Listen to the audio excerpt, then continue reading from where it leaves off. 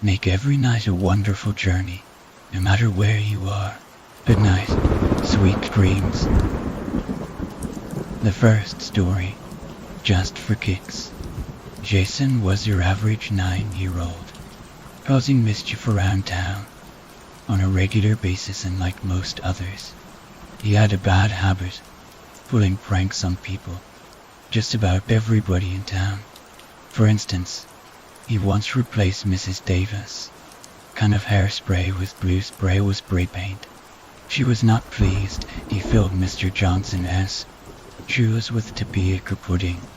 He wasn't pleased either. He even shaved Mr. Frederick's dog, and appalled at the sight, he nearly got shot. His parents couldn't help him much. His father was overseas, involved in some Cold War business, and his mother had 2 jobs, rarely ever seeing her son. It started when he found an odd pair of shoes. They were grey sneakers with blue shoelaces. The day after, his dad announced to the family he was off to join the army. Jason's mother wouldn't talk to him for days, as though it were his fault that his dad left. She had to get another job as a cashier at the supermarket, and Jason grew more and more distant from her, seeing her only about once every 3 months. When he did see her, it was only for a minute or 2, before she was off to work. One day, he was planning on pulling the ultimate prank.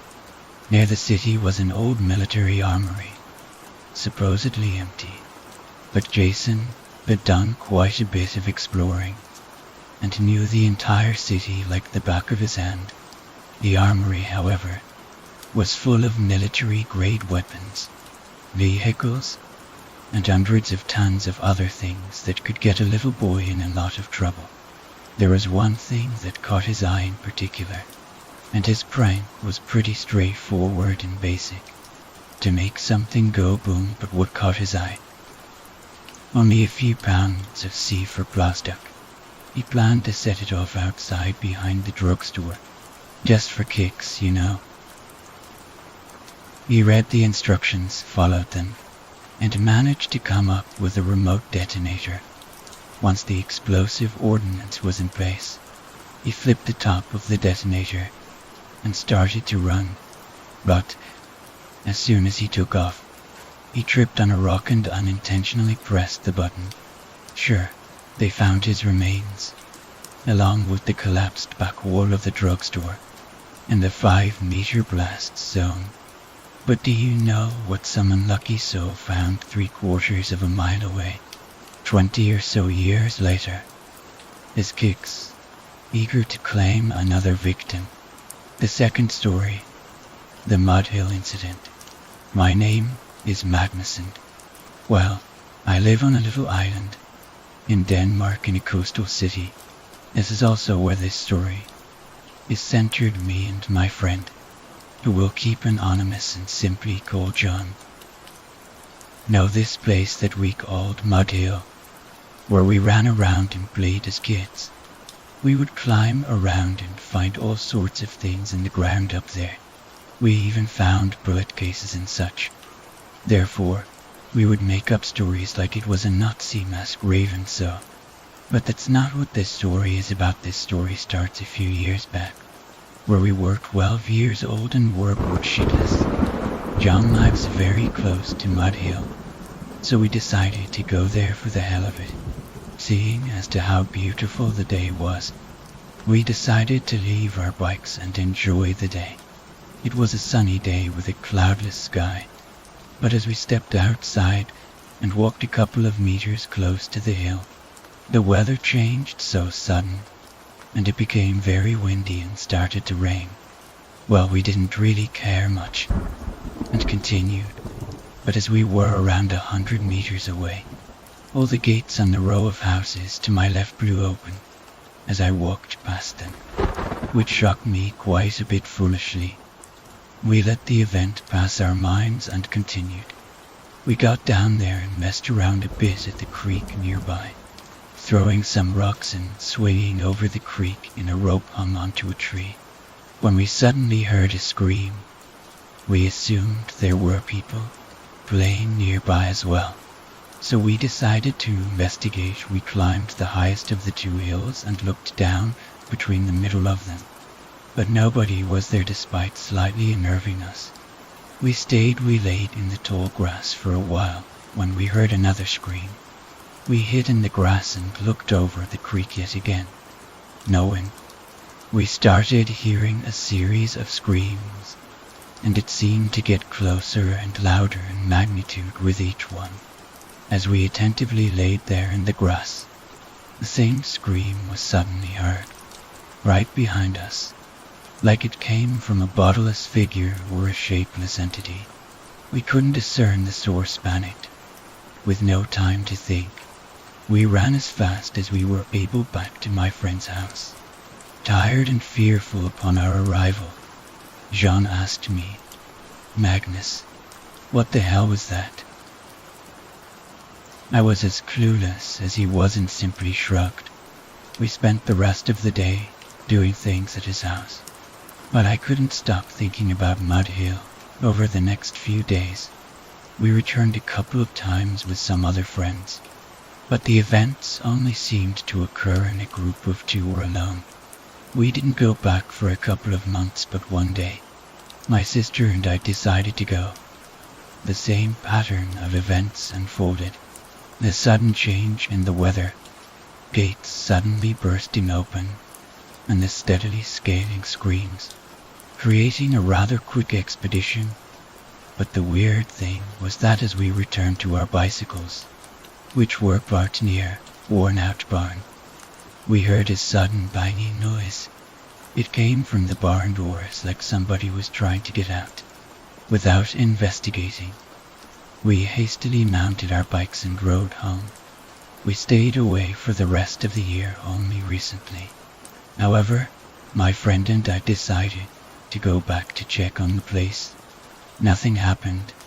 It was as if a ghost finally found peace as a curse was lifted. I'm not sure we didn't hear or see anything out of the ordinary.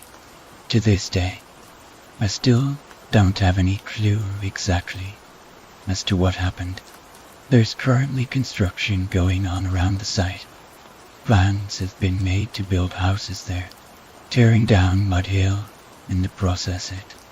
It's sad to see, what with all the good memories we had there.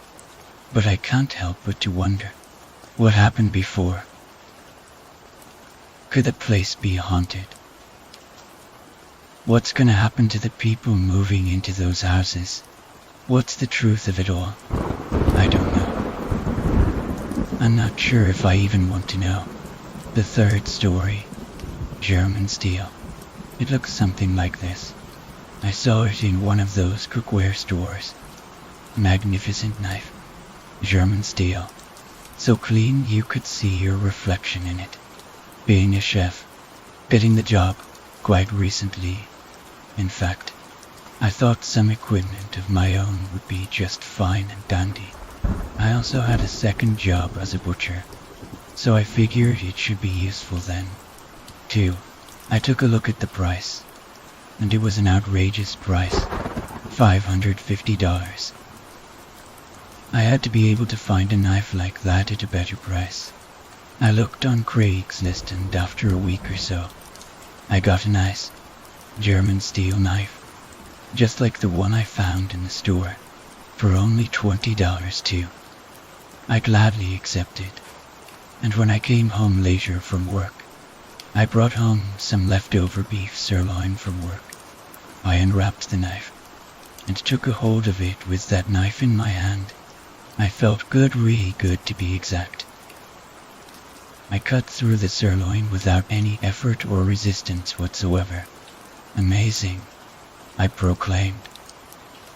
I continued cutting the meat into thin slices and cooked them. I made a beautiful salad without having to slide the knife.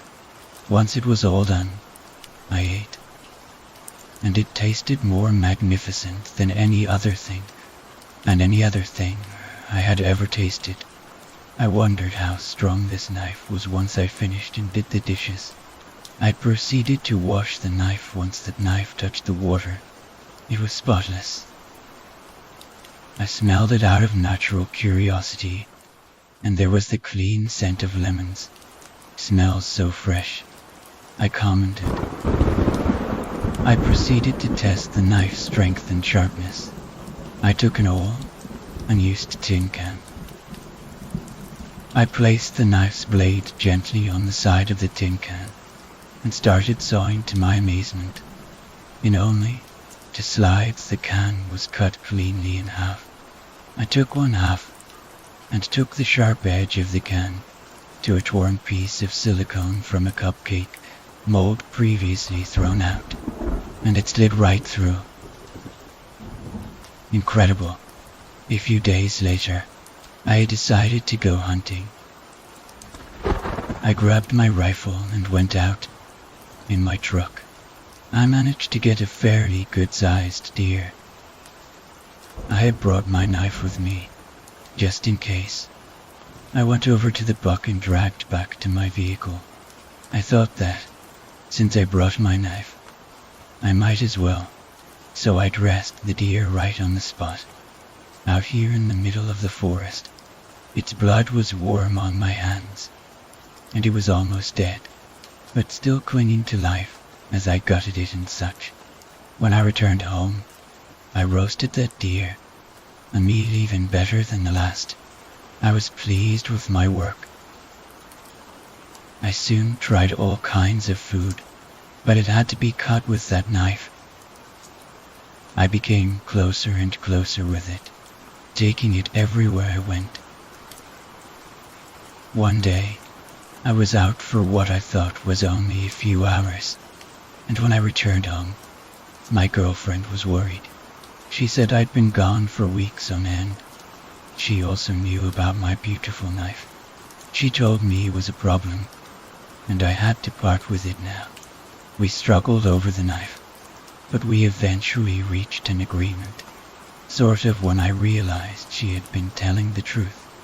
I contemplated about whether or not I should get rid of the knife, but I decided against it after all. This knife is mine now. It's the best thing in the world. It's my life. But what was the agreement? Let's just say that human meat doesn't taste very good.